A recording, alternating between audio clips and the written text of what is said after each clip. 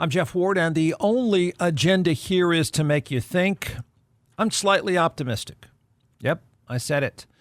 In the midst of the greatest reminder that we're living out the movie in real time, the movie Idiocracy, I've found a glimmer of hope for thinking Americans. Actually, I think I could even argue I found a glimmer of hope for non-thinking Americans. I know it sounds crazy, but out of the dumbed-down, sensational, and grifter existence of politics today, the Donald Trump-Elon Musk marriage ending in flames can be a good thing. One important thing, it's lost, I know that, but one important thing that should give you reason to be optimistic was posted.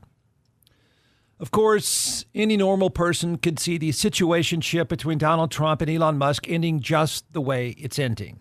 With Trump, it always ends up in a blow-up. It always ends badly for those close to Trump because he is a professional grifter.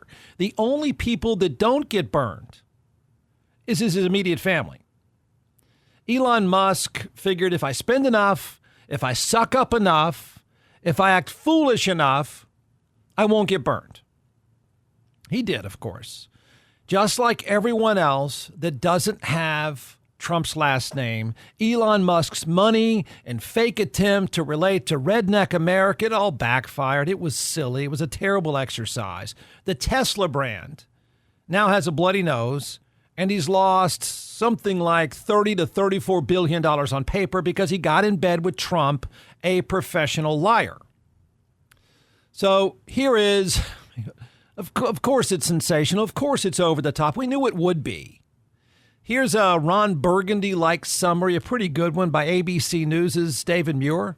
We begin tonight here with President Trump and Elon Musk, of course, once inseparable on the campaign trail and then in the White House. Tonight, Elon Musk urging his more than 200 million followers to call members of Congress to have them, quote, kill the bill, President Trump's budget bill. In the last 24 hours, Musk saying, I can't stand it anymore, furious over the level of spending. Tonight, here, the new nonpartisan report that says this budget bill could add $2.4 trillion to the debt, and nearly 11 million Americans could lose their health insurance. Mary Bruce leading us off. He was one of President Trump's closest advisors, just last week given a golden key to the White House. But tonight, Elon Musk is urging his 220 million followers to tank the bill that defines Trump's agenda. Musk posting on X, call your senator, call your congressman. Bankrupting America is not okay.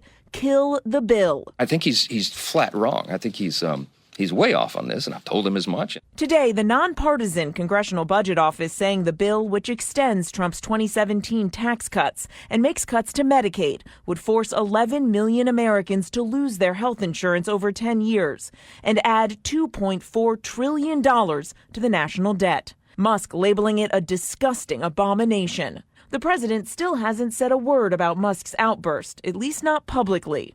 He's not delighted that Elon did a 180 on that. But look, I don't know what happened in 24 hours. Everybody can draw their own conclusions about that. Some Republicans suggest Musk may be motivated by his own self-interest. Sources telling us he's frustrated the bill cuts the electric vehicle tax credit, which benefits Tesla owners. They say he's also annoyed Trump struck deals with rival AI companies and that Trump withdrew his choice for NASA administrator. Why do you think Elon Musk is trying to kill this bill? Well, I can't speak to, his reasons other than what he stated. But the fact is, even before Musk's campaign to kill the bill, a number of Republican senators had serious concerns of their own. Among them, Rand Paul of Kentucky. But I can't, in good conscience, give up every principle that I stand for and every principle that I was elected upon, and that's that you can't accumulate more debt. And the president just wrapping a meeting here with key Republicans. But David, tonight all eyes are on the breakdown of this relationship between Elon Musk and President Trump. Musk just posting again moments ago, railing against this bill. David. We'll continue to watch this dynamic. Okay, that's not. It was easy to see that their breakup would go public and it would be nothing but trash talk. Trump says Elon is pissed because he cut off the EV subsidies. He's probably right. Elon says Trump could care less about saving taxpayers' money. Of course he's right. Trump has done the usual and acted like he fired the guy, and then Elon went scorched earth on him and dropped the impeachment bomb, and then hinted, not so subtly, hinted that Trump is on the Epstein list. Of course, it was all nice. It was predictable. It's like high school kids trashing each other on social media. So, I did say there's something optimistic about this. The high school-like breakup on social media, I think, will fade. I think it'll fade pretty quickly. Trump is going to miss it. See, this is, for those that don't just get caught up in hero worshiping, Trump will miss this because he is a real-life reality show. He is most comfortable in a place of chaos. He only knows and only craves drama. That's where he likes to live. And Elon Musk is just going to join the ranks of everyone else that's fallen for Trump's grifting. It ends the same way every time for someone that's not in his family. But here's a different twist on the drama. Sadly, because of all the drama, because Trump is nothing but drama, I think something really important got lost. And I hope it doesn't get lost in the days ahead. I think there's a small ray of hope that something incredibly positive comes from this political social media drama. I know that's being overly optimistic. Here's the deal. Elon Musk had a post, and of course it's hidden, and of course it's lost. Not lost on everybody, thankfully, but it's hidden and lost in the noise of these two trash talking each other. He posted somewhere in his long rant, ripping Trump and going scorched earth on Trump, he posted, this is the exact post, "It's time to create a new political party in America that actually represents the 80% in the middle." Now, I'm just guessing here, because I think most of what he's done the last several months has been an act. The whole I'll spend money to get what I want, I'll suck up to the rednecks to get what I want, I think it's mostly been an act. We're about to find out, I guess. But I'm guessing that's where he was before his fake MAGA act. And a few people caught it. Here's why I'm slightly optimistic. One of those was Mark Cuban. Right? Everybody has to follow the trash talk. Everybody has to follow these two guys in a dumpster fire. I get that part. But Mark Cuban caught this and reposted a few things. A third party is what we need. I think we actually need 3, 4, 5, and 6 parties. But a third party is what we desperately need. And out of this chaos, I actually think it could happen if he wants. See, a disruptor, I know people say all the time, I want change, we need change. You're a liar. You're an absolute liar. We are a generation of a political class that is ruled by the elderly who deep down don't want anything to change. That's why Donald Trump is sitting where he's sitting. We don't want change. Politics is not built for change. In fact, do you know that politics is older than it's ever been? It is now, on average, the oldest members of Congress on average ever. But this is a little ray of hope for some disruption. We're desperate for it, to be honest. Whether you want it or not, whether the 20% that Musk is rightly pointing out, right? 80% are normal. 80% want disruption. But politics is driven by the 20%. Maybe, just maybe, he makes enough noise to disrupt. One party is not Trump. That's what Democrats are, just not Trump. And not only are they not Trump, the other, the Republican Party, has become, to be nice, which isn't easy to do, an authoritarian party run by a grifter and xenophobes. There. Quick summary. Tell me I'm wrong. So if the awful existence or experience that Musk had inspires him to take this sentence, this post, and run with it, let other people run with it, let other people with money run with it, I think that's a good thing. If he were to put his money behind a sensible political movement, not fueled by an obsession of hating intellectuals, okay, not fueled by an obsession of feelings at all, that's a problem.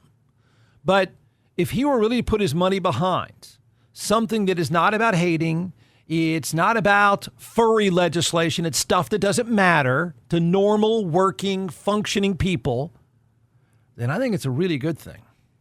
I know it's one sentence, I know it's one post out of hundreds of drama, but that's the one I caught. That's the one I paid attention to. That's the one that made me wonder, you know what, if the guy's so fed up, he pushes the disruption, that's a good thing.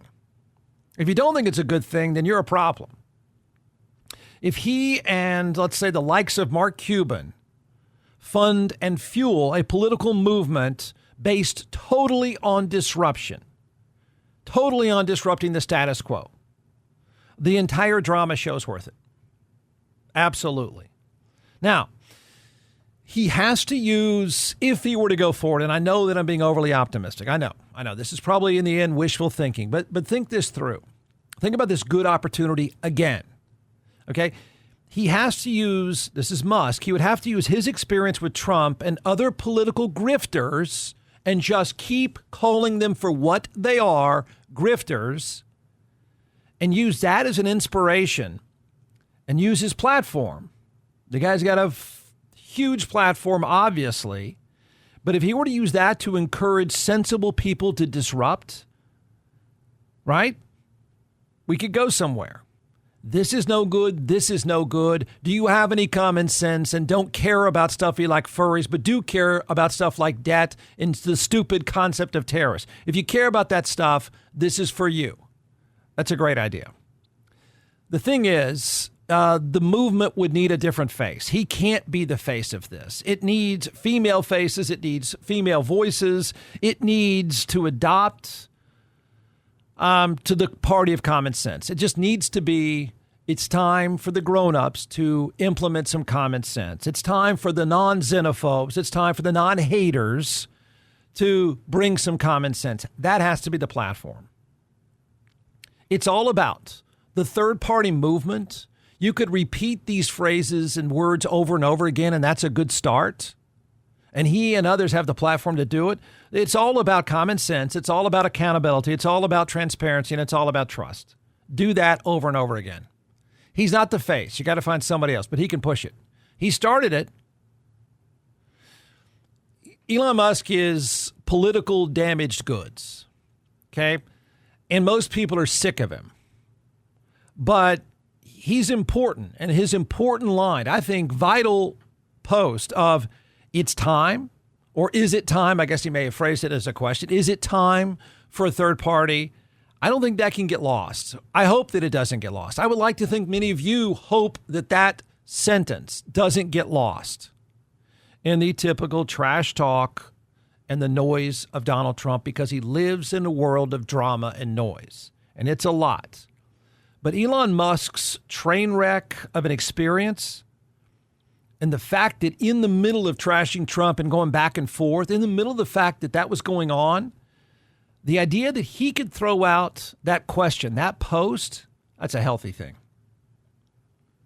It could start the disruptor movement.